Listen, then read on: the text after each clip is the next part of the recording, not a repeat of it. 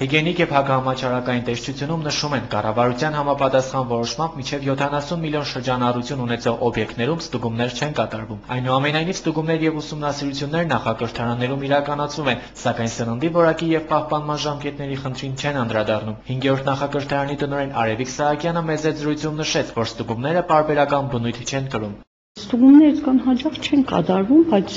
մենք ստուգումները պարտադիր չէ։ Եթե մենք կրում ենք պատասխանատվություն սննդի կազմակերպման հարցում, մենք ինքներս շատ զգոն ենք։ Մեր կողմից պարբերաբար համաճարակաբանական առումով վտանգ ներկայացնող օբյեկտներում, կոնկրետ նախակրթարաններում կատարվում են ուսումնասիրություններ։ Իրականացված ստուգումների ընթացքում մի շարք նախակրթարաններում արձանագրվել են թերություններ, որոնք հիմնականում կապված են եղել խաղալիքների ախտահանման հետ։ Հիգիենիկ եւ հակահամաճարակային տեսչության Շիրակի մարզային կենտրոնի պետի տեղակալ Անահիտ Զարիկյանը նշում է, որ իրենց կողմից կատարվող ուսումնասիրությունները Գյումրիում ավարտված են։ Մեր կողմից ուսումնասիրությունների ժամանակ խաղալիքների ախտահանման ու ռեժիմի հետ լվացման ռեժիմի հետ կապված թերություններ հայտնաբերվեցին։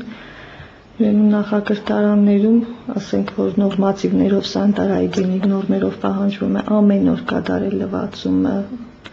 եւ փափուկ խաղալիքների ախտահանում բակտերիցիդ լամպերով, կան նախակրթարաններ, որ այդ հաճախականությունը չի պահվում, չկան բակտերիցիդներ լամպեր ու այդ աշխատանքը թերի ոչ լիարժեք է կատարվում։